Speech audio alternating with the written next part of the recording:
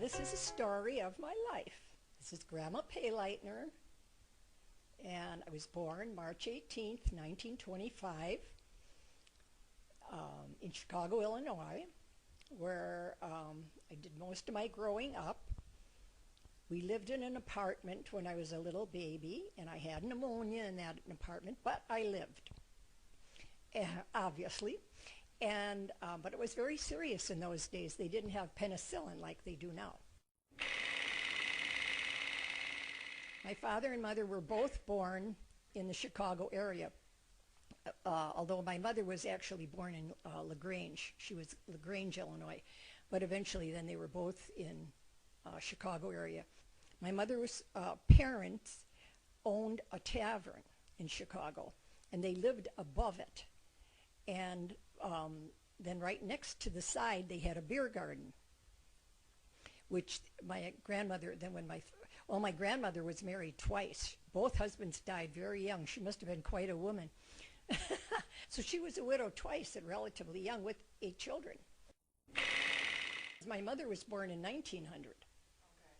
Okay. And I'm not too sure exactly what year my grandmother was born in, but she died in, like, she was 53 or something like that. So you have to kind of figure she had several children after my mother.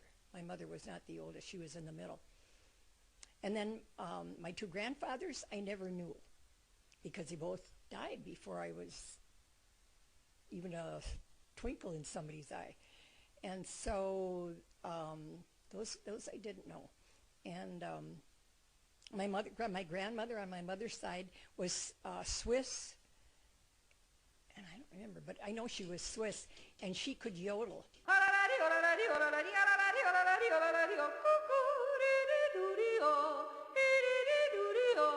And then my father was born in Chicago, and his father and mother both emigrated from Ireland, and they were from Wexford, Ireland, which is West Ireland. And my grandfather, his family was potato farmers, so they were not well off at all. And he came here when the potato famine happened in Ireland, and I think everyone knows about how bad that was. People were starving and just scrambling, so they often sent the older of the boys. They would all save up for them to go to Chicago or wherever they would land, New York, and send money back. That was how the family survived. I'm not sure just how old my grandfather was when he came, but my grandmother was 16. Now, they did not know each other in Ireland. They only met each other when they were in Chicago after they landed. And because the Irish, wherever they went, there was a community. That's how they met. But she came from a very well-to-do Irish family, and they had a horse farm, which was very, very nice. But when the English came, they took the Irish people's estates and they just didn't leave anything. So her whole family came over. And she was very bitter about the Ireland at that time. The only reason we know that is because earlier she would talk about it to her children, but they knew very little. So she married very young, 16 going on 17. And then my grandfather, he was a streetcar conductor. And in those years, they had streetcar conductors. And then there was another one that would take tickets, but he was the one that kind of drove the thing on the tracks. But apparently, in those days, it was a decent paying job for those times. And they very quickly bought a house. And they had a very nice house. And then we would go over there on 4th of July, and then my aunts and uncles, there was an empty lot next door, and they would send off rockets on 4th of July, and we would think this was great. Oh my goodness. And then we would get my uncle, who had a nice job as a candy salesman. He would all give us money. He would give us money, and we would have to go to the corner store for ice cream because in those days we didn't have freezers. And so that was a big deal. We would come back with a big thing of Neapolitan ice cream and bricks and cut them and have ice cream treats sitting on the stairs on the porch and watching these rockets. So that was our 4th of July.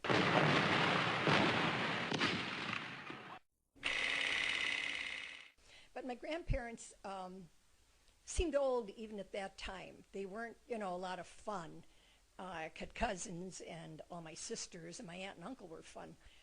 But they were very close-mouthed and not real affectionate. So didn't really get to know my grandparents real well. And my dad would insist, did you go over and visit Grandma today? If we didn't, every week, he kept asking, we have to go over and visit Grandma. Well, we didn't really want to, because what do we do? What do we say? Because she, as I said, she wasn't fun, she wasn't affectionate, and it was just her nature. But she would always take us, she didn't know what to do with us either. And so she would take us out to the back garden and cut a bunch of flowers just as we were going to go to take home for my mother. She wasn't real fond of my mother because she wouldn't have been fond of anybody that married her Jim, so that wasn't, and she didn't like, the only name she liked was my name and Eileen's. When my mother named my sister Carol, she said, Carl, what kind of a name is that? That's a boy's name, things like that. So she was kind of funny about that. But then also she thought, well, I guess I better give him a treat. And she would go downstairs in her basement, and right at the foot of the stairs there was like some kind of a closet, and she had brown sugar in there. And she would bring up a lump, you know how brown sugar gets lumpy and hard. We'd each get a lump of brown sugar to suck on.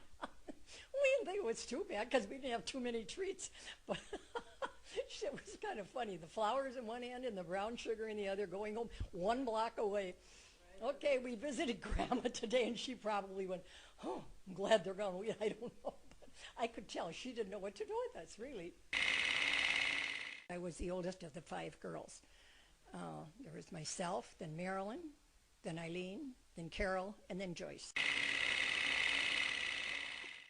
And then when I was, about 2, we moved to a house that we rented. It was a lower flat, and it was across from a railroad. There was an alley in back of our house, and that's where the peddlers would come. That's where my mother bought vegetables and fruit in the summer, and they were really, we called them peddlers, but they were farmers that would come through. We rented the lower flat, and the owners were upstairs. And a friend's name was Ethel May, and my sister Marilyn's friend was Dorothy. So we were Ethel May and Dorothy with Pat and Marilyn. And we had a nice backyard with a pear tree and an apple tree and a sandbox. And those were our big thing. Plus, some of the things that we played with were paper dolls. We had all we'd sit at the dining room table and cut out paper dolls and clothes, and we would play, like we would have the girl doll, and she would have tennis togs, we would call them, and off they go playing tennis. Well, what do you know? Now I'm playing tennis. So it must have been a fantasy of mine. So that was our entertainment, I guess.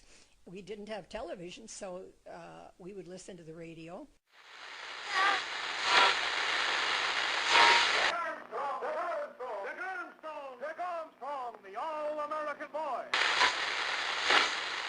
Well, this is Jack Bennett.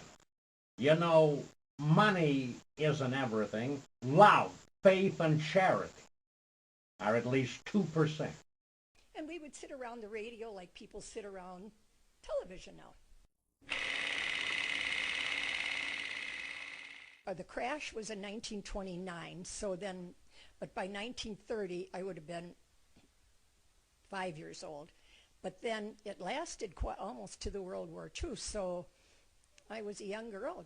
I think that the Depression was not during high school, but during grade school and part of high school. We never felt poor. My mother and father never talked poor. I said we were deprived. But during the Depression, we'd have to put cardboard and paper in our shoes if we got a hole in, because we didn't have money to have them resold or get new shoes. So we were lucky, though. We always had bananas and oranges and apples and things like that on our table, and people thought we were rich where we weren't. But my mother decided that was something that was important. But no, we never felt poor. I knew that other people had more, but it didn't bother me. I don't know why it didn't bother me, but it didn't. I just always was glad somebody had more, because that was like something you could look forward to attaining at some point, you know. And one of the memories that I have, this was during the Depression, and there were a lot of, we didn't call them homeless peoples, but we called them tramps. Tramp. What you call me? Tramp. You did. You don't wear continental clothes or Stetson hats. But I tell you one doggone thing. It makes me feel good to know one thing. I know I'm alive. But actually what they were men that didn't have jobs, and they would ride the railroads and get off at different stops, and then they would come to your house and ask for food.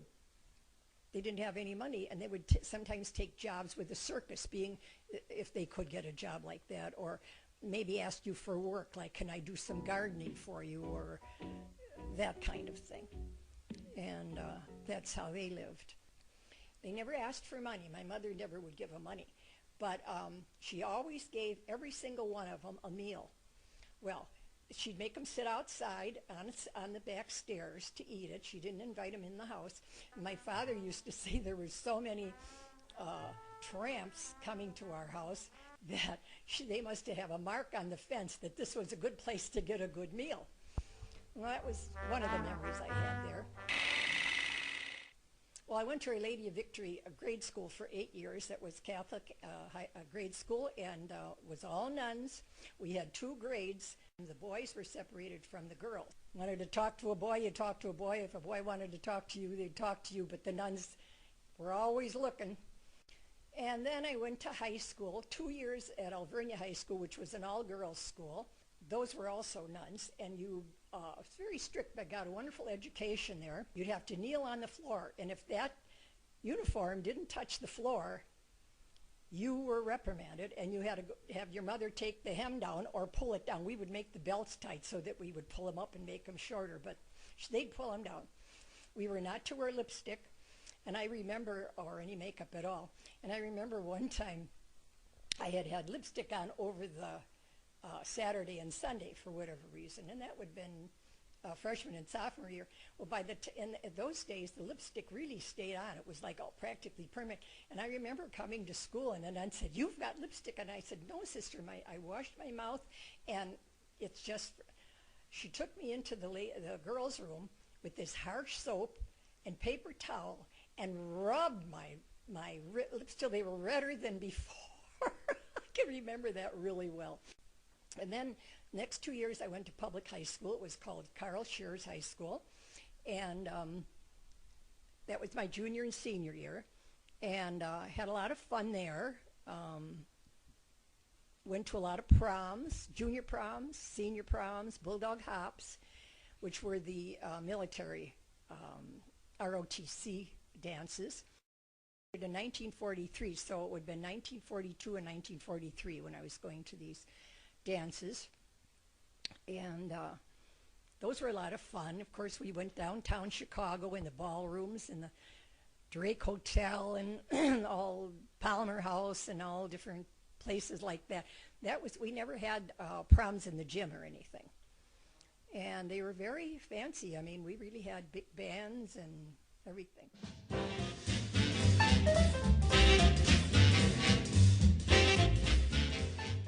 And then when I was in high school, I had a job at Western Union, and that was also during the war, and I had to take messages to all the teletypers that came down from us, and they were government and very important. We couldn't look at them, but we went on roller skates because we had to go so fast. So I did that for 2 summers, and one of those summers, being that I was downtown, I happened to see a long, long line at a theater, and it was Frank Sinatra. Well, when I went, and he was just starting out, but he was a big name then. And I remember going in the theater, and all the girls were like, not all the girls, but most of them, screaming, and oh my God, you could hardly hear poor Frankie sing. And even at those days, I could not imagine why they were screaming and hollering. Why don't you just listen? All I could think of was, you are all I long for, all I worship and adore. In other words, please be true. In other words, I said in other words,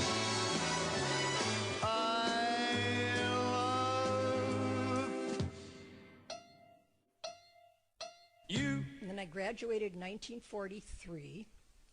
And by that time, some of the fellows were already being drafted. And if they were already 18, they were drafted before they even got to graduate.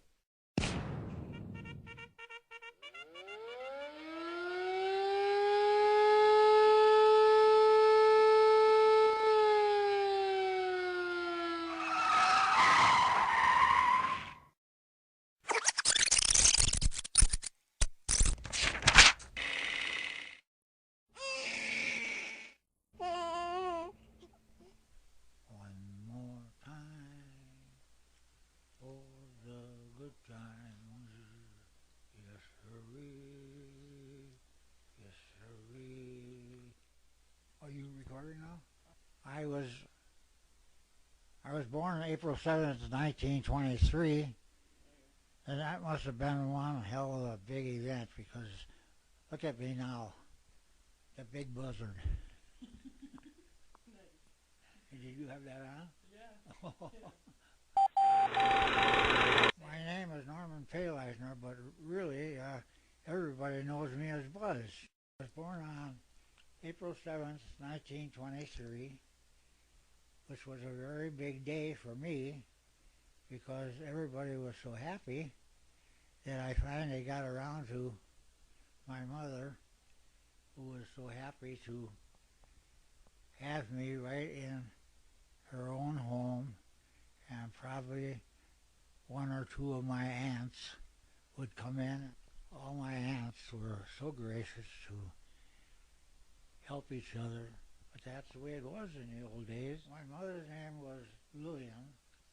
Maiden name was Dreps, D-R-E-P-S, Dreps. My father,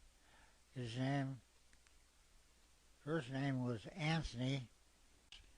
My dad came from Germany, and I don't know the exact age that he came over.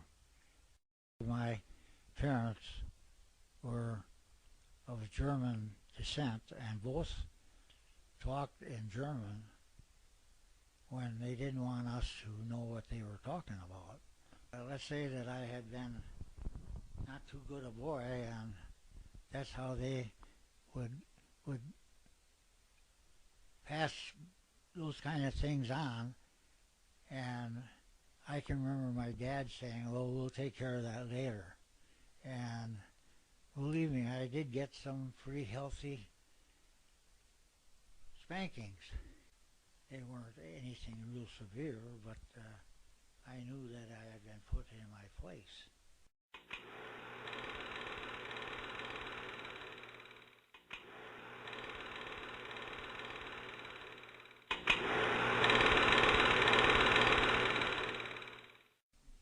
Well, in grade school, I went to St. Mary's, a Catholic grade school in Port Washington. I'm no millionaire, but I'm not the type to care, 'cause I've got a pocket full of dreams. It's my universe, even with an empty purse, 'cause I've got a pocket full of dreams. I wouldn't take the wealth on Wall Street for a road where nature trods, and I calculate that I am worth my weight in goldenrods. Lucky, lucky me, I can live in luxury, 'cause I've got a pocket full of dreams.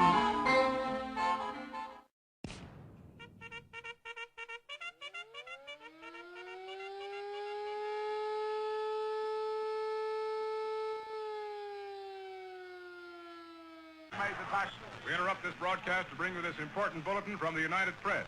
Flash, Washington. The White House announces Japanese attack on Pearl Harbor. Stay tuned to WOR for further developments, which will be broadcast immediately as received. We interrupt this program to bring you a special news bulletin. The Japanese have attacked Pearl Harbor, Hawaii, by air, President Roosevelt has just announced. The attack also was made on all naval and military activities on the principal island of Oahu. We take you now to Washington. A Japanese attack upon Pearl Harbor naturally would mean war. Go back to December 7th, which was Pearl Harbor, and 3 or 4 of us guys were sitting at a place that we used to hang around, and I said to the other 3, 4, or 5 guys, I said, I don't know about you guys, but I'm going down and enlist tomorrow. Oh, yeah, some of the guys says, what the hell you want to do that for? They're going to get us sooner or later. I said, yeah, but I don't want to be in the Army. I want to go into the Air Corps.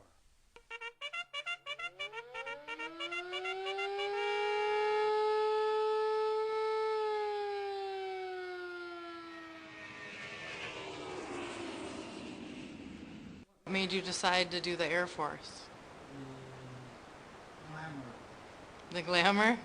Glamour. Was it exciting to fly a plane? The Oh, idea yeah. of flying? Oh, yeah. Off we go into the wild blue yonder, climbing high into the sun. Here they come, zooming to meet our thunder, and them boys give her the gun.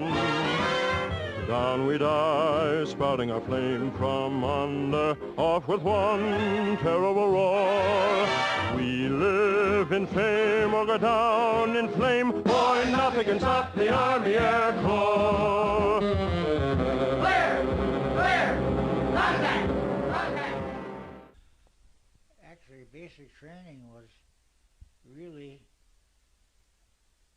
going to a state teacher's college and learning the basics of college at a fast pace, learning more about the Air Corps and what to expect when we finally got to a point where they said it was graduation time. We weren't called students anymore. We were actually in advanced training. So was it as exciting as you thought it'd be when you first did it? Oh yeah, the very first day, very first ride that I had in an airplane, the flight instructor took me out across the lake, and he was a former crop duster, so he had a lot of experience in low flying, zigzagging, up and down, over hills. He was my type. After shooting landings, he thought I would be ready to somehow get the plane back down on the ground. And I guess he was more surprised than I was. So I did get a chance to see his notebook. And he had written in the book, very rough on controls, that I would need more time to Polish it up. to be trainable. Would consider him a possibility. Should get to the part, and I don't know when that was when you got to the B-17s. Now that had to be a big jump from these primary trainers. Oh yeah, that was. So now you got to take off and land these big planes. After basic training, we went into advanced training, and some of these guys in advanced training were from the real war, where they had been flying in Europe, and they really threw the books at us. Now, as you approach the area, you're going to run into rather heavy concentrations of flak. That flak has to be watched for. You've got to deal with it as you've been taught to deal with it. One morning, going out to the flight deck, I was introduced to a big, tall, raw-boned guy, and he was in uniform. And he explained that he was there to see how far advanced I was, and if I passed the flight training, he would advance me on to higher up training. Well, that was kind of exciting to know I had advanced that far. Later on, I found out that he was probably one of the toughest guys to try to get back to. He just didn't want to make any mistakes and washouts. That's pretty much what was running through our minds. Not getting washed out. Washed out meaning report to main office. You're discharged and you're still have a chance to be an officer by being a bombardier or a navigator. But you made pilot. But somehow, with the help of my sister Jo, who kept influencing me, she would encourage me when I would be down in the dumps, and I would begin to tell her that I don't think I'm going to be able to make it. She'd write me letters that encouraged me to go on and go on. And I still love her even though she just recently passed away. The future's brighter when hearts are lighter, so smile, smile, smile. How did those on the home front get through the war years? Well, mainly the rationing, because we couldn't get nylons. And then it was kind of funny because you didn't have nylons because they were using them for parachutes. And the service people took priority over everything, for the tires on cars, for the gasoline, which was only natural. But when we would get a run in a stocking, there were places, and you stood in line, people were, where they would repair these runs. And during that time, sugar was rationed, gasoline was rationed, so you didn't, and if you even knew somebody that had a car, you usually ended up taking a streetcar because there wasn't gas, it was so rationed. However, the servicemen that came home would usually get a couple coupons if they had a car, or if their parents had a car. So the Depression was going on, and then when World War II started brewing up, at that time you guys only had the news through movie clips, right? And radio. And radio. So yeah, they called them newsreels. Okay. Mm-hmm. And like, what did that feel like to start hearing about that? Well, when it first started, it seemed so remote to us.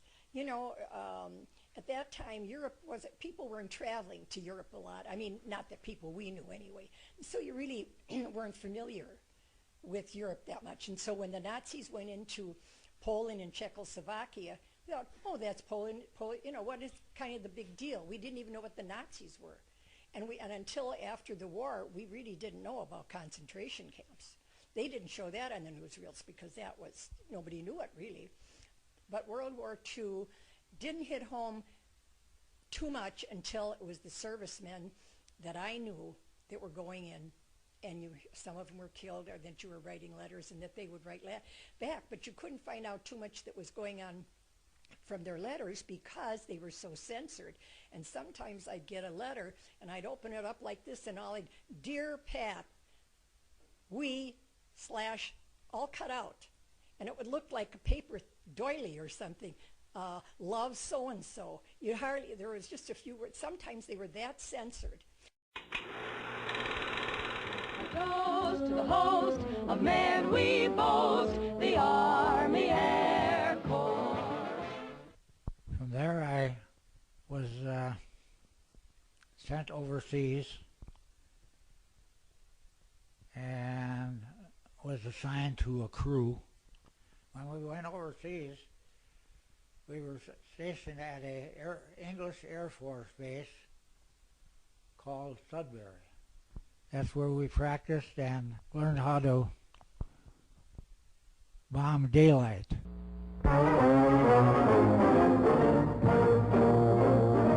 The United States Army Air Force is off for Berlin. Bucking a 70-mile-an-hour headwind, our flying forts hit temperatures ranging as low as 58 below zero as it bombs away over the German capital. The British bombed during the night. during the day, and I don't know why. It was a big stink about it. They thought we'd lose too many airplanes by flying during the day. And at the start, Everybody didn't come back from each mission. Now you're overseas. yes, And you flew how many missions? 35. What was required? 35. 35? Oh, when I first got over, it was 25. Yeah, that's what I thought. And then you flew an extra 10 missions. Were you frightened when you were flying? Did you think about maybe you'd be one that would get killed? Oh, yeah. I can't just put into the conversation, oh, was I scared? Yeah. That's, I would. I'd say I was That's pretty scared flying that plane. that was BS. No, you don't never show any. What would your crew think of you? You had to be under control all the time. Well, but you all had to fly in formation. Oh yeah, that comes later. As soon as you were able to fly a P-17, So that had to be taken for granted that you could fly wing to wing. And then how long did it take for one of those missions from Sudbury, from the flight field to where you had a bomb in Germany? We got woke up at 3 o'clock in the morning. That's just not always the same time. Some missions were longer, some missions were shorter. Then we would go to what was called a briefing. I have your attention, please, gentlemen. The pilots have all checked their crews, everybody present and accounted for. For a long time, we've all been working very hard. The work has been grueling. It's produced results, and our standard of performance is very high. The fact is, however, unless that standard of performance remains high on an actual enemy target, all our work is going to go for nothing. So did it take you 10 hours to fly across the channel and into Germany? And back 8, 9, 10 hours, yes. All told? Yes. Okay. So you pretty tight. You have to drop all your bombs, right? Yes. He could not return with any bombs. Why was that? Do you know?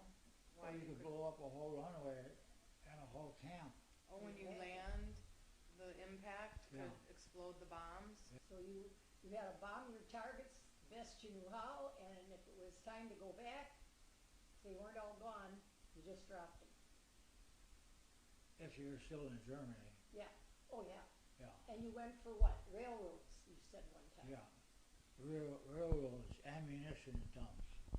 Anything that was of value to the Germans, we went after. Americans from Massachusetts, Idaho, and Kentucky, a long, long way from home. The target is Rouen, the railroad yards. They come in from the northeast in tight formation, very high, visible from the ground, and make their bombing run as the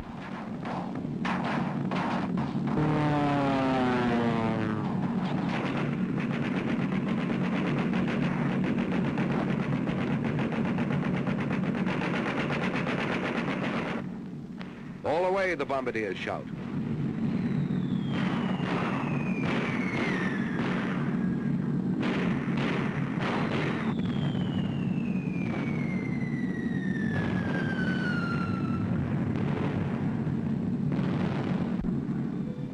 They group in elements of 3 for the run home.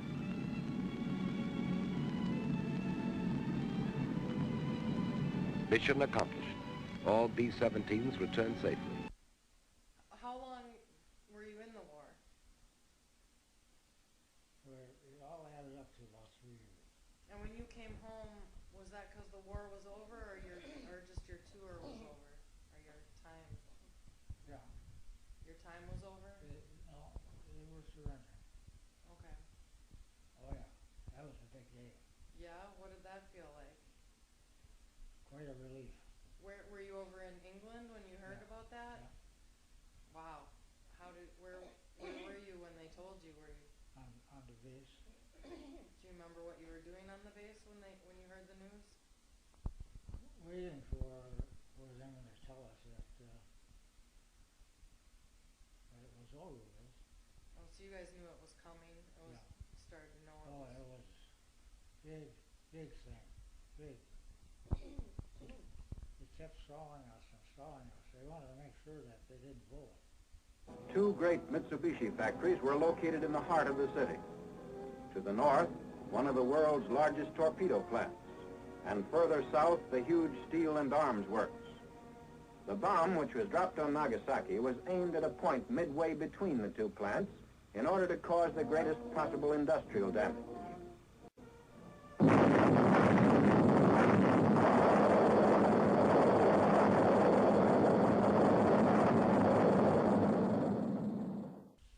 How did you feel about them dropping the nuclear bomb?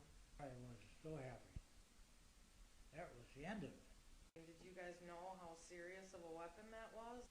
No, I don't think any of us realized how serious an atom bomb was and how scary. We didn't. We just knew it was it made the Japanese surrender. Yeah. And everybody was so glad to end the war. It's been going on for how many years? And we wanted the servicemen home, and we wanted the end of the war and rationing. We were just tired of it. Yeah. And we were so glad. And of course, with the propaganda, we thought that the Japanese were very evil. But eventually, in our life, I had a Japanese girl live with me while she went to college. And at that time, I thought she was very sweet. I wasn't afraid of the Japanese anymore. But it was different than during the war. Right. And maybe they thought of us as evil. But not everybody hated the Americans. A lot of the Japanese hated the war, too. Yeah. And I think they were, the majority of them were glad it was over as well. They didn't like to surrender, but they could see the handwriting on the wall. And yeah, I think a lot of the Japanese were just as happy that it was ended. All those people could be let out of internment camps. Prisoners could be returned. You know, when you think about it, that was a lot of human life. And the seriousness of what happened in the two areas that they dropped the atomic bombs, I don't think really was quite known till years later. We felt bad about it, but then when you think about it, maybe we saved a lot of lives. When the lights go on again, all over the world,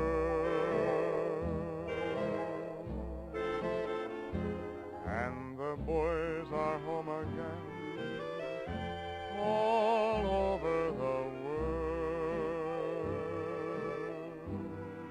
and rain or snow is all that may fall from the skies above.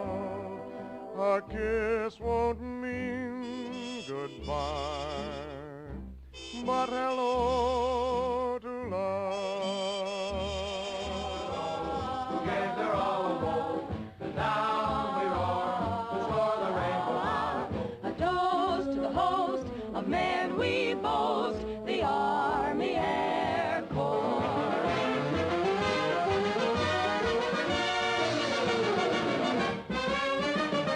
Off we go into the wild sky yonder, keep the wings level and true. If you live to be a gray-haired wonder, keep the nose out of the blue. Flying men guarding a nation's border, we'll be there followed by more. In echelon we carry on, boy, nothing will stop the Army Air Corps.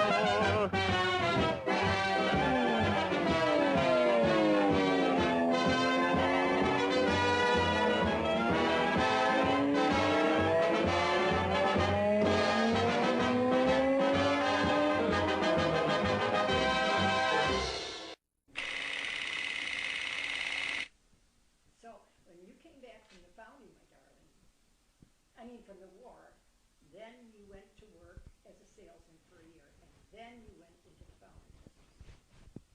My dad got a better job. working in a foundry. That pretty much set the pace of what was going to happen in the Paylighter family. Nice work if you can get it, and if you get it, oh, won't you tell me how?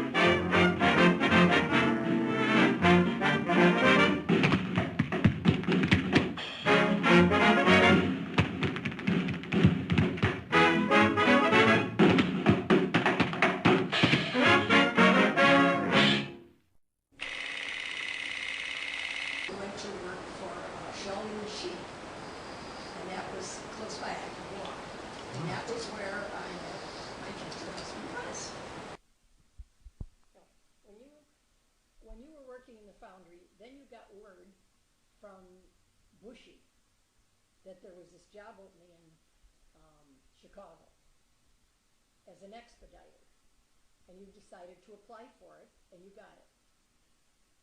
So that's when you moved to Chicago. It turns out it was Sheldon Machine, and I was working there as a bookkeeper, secretary, and receptionist. What was your first impression of Grandma, Grandpa? Wow. I immediately went back to my little cubbyhole and got on the phone, and I introduced myself as the new guy that was just up in the front office. And what color dress did I have on? A red dress. Oh, whew. What a shape, and the red dress. Wow. And what was the question you asked? Hmm? Are you married or engaged or anything? Oh. And would you go out with me? Remember that? Yeah. Okay. How brave can a guy get? Groovy. So I was engaged to somebody, but he was overseas still. And so you finally talked me into going out with you. Mm-hmm. And our first date was a movie, right? Mm-hmm.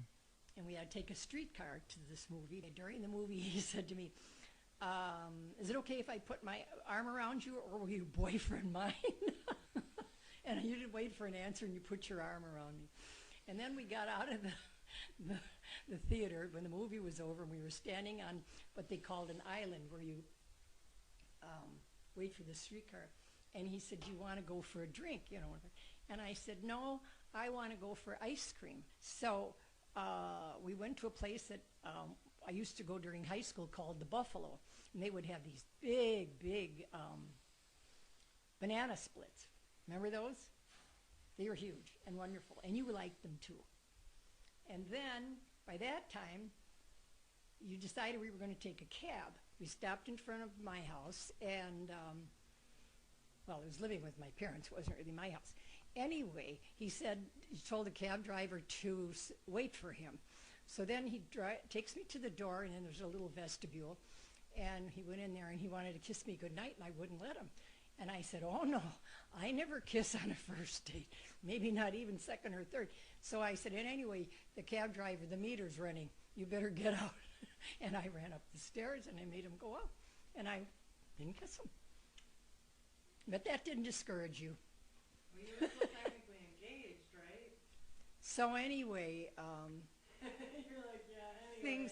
things go on, and he keeps wanting to date me, and pretty soon it gets a little more serious, and at that point I thought I'd better break off my engagement. Four are good friends and enjoy the same things. Double dates can be lots of fun. Or you can ask Kay to go on dates with you alone, if you plan for what she enjoys. Yes, there are lots of things to do on dates, if you know how to look for them, if you plan them with the other person in mind, and if you really try to make sure each date's a good time. If you do these things, you'll know what to do on your day. Love me with all your heart. Kiss me, dear, while I hold you tight. Make this evening a magic night. Love me, promise we'll never part. You can make all my dreams come true if you love me as I love you. Oh, it was on my birthday when you gave me the ring. And we went to the Drake Hotel where there was some big entertainment and dancing, and I was all dressed up. And I went to the ladies' room, and while I was gone, he ordered champagne, and he put the ring in the bottom of the champagne glass. Remember that? And so when I came back, he said, you know, here's a drink to your birthday. And then I looked down, and there was the ring. So anyway, we were engaged in March, and then we were married in August.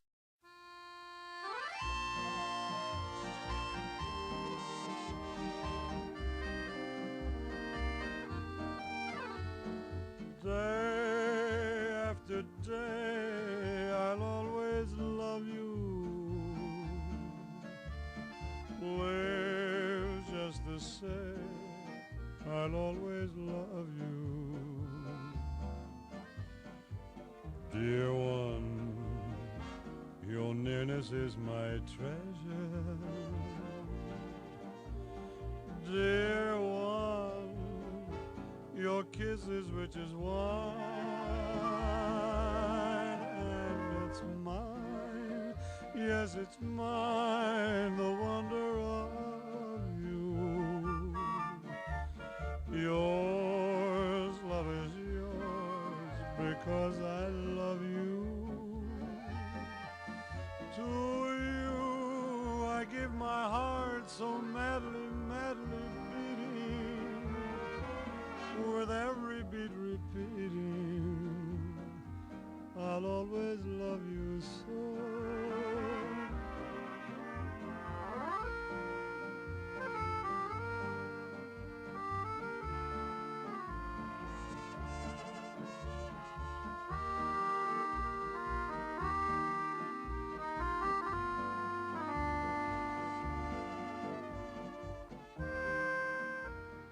I'll always love you so.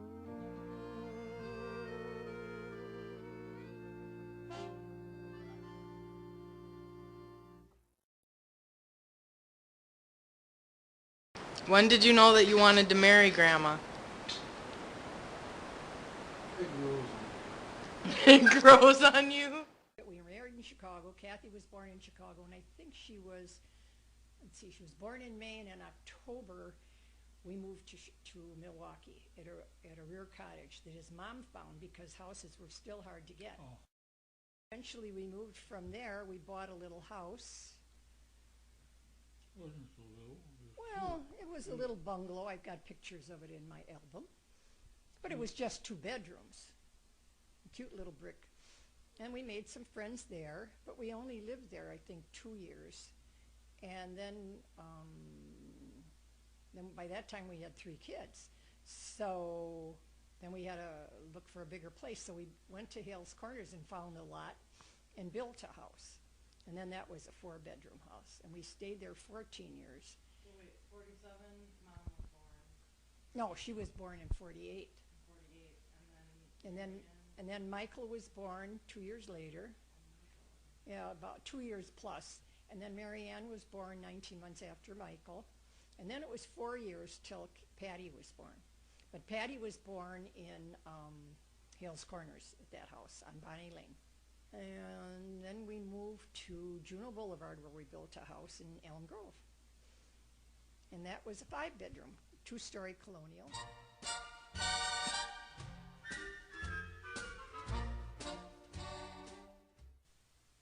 Oh, I just loved being a mother. You did? I just loved it. Yeah, playing with them, with their little toys on the blocks and dolls, and taking them to the park and on the swing.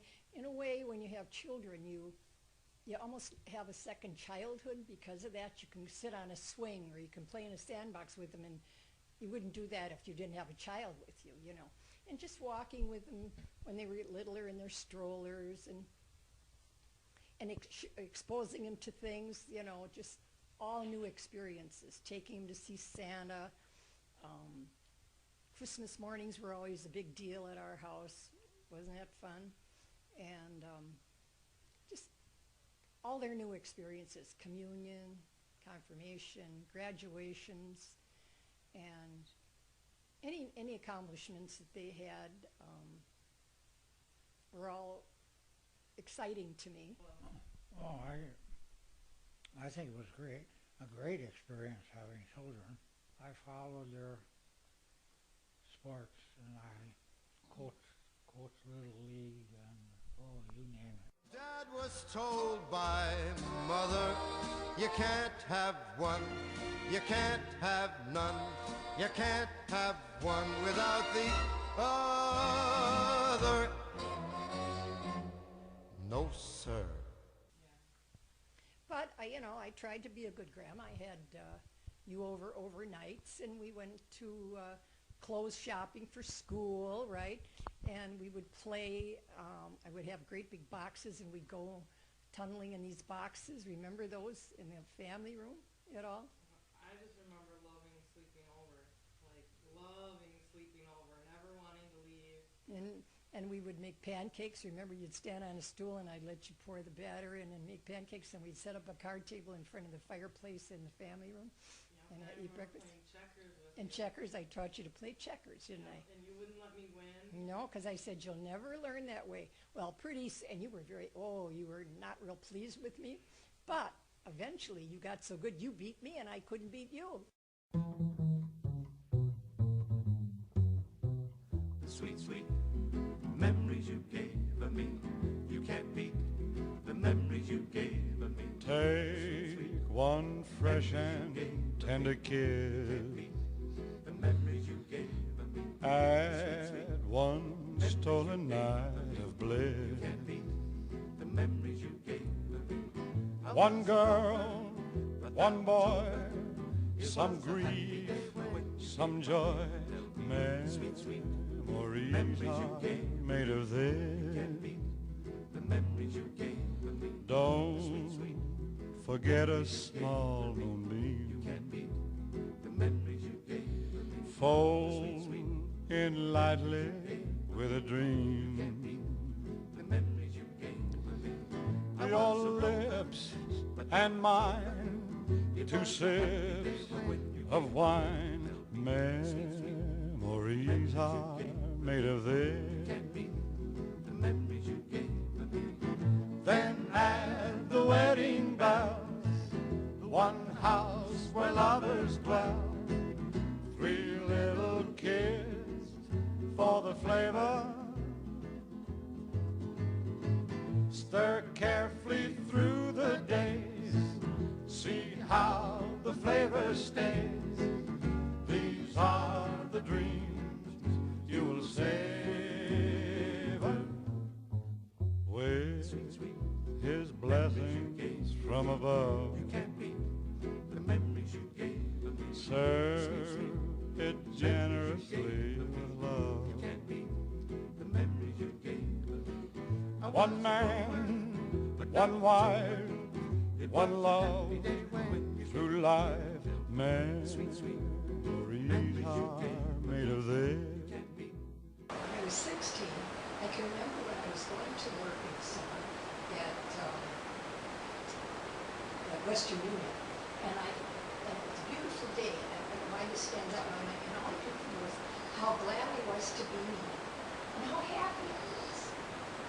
And there was no real reason. It was just a beautiful day, and I was healthy, and I was walking to the train station, and I just felt really good. I was just happy to be me. So apparently it wasn't too bad.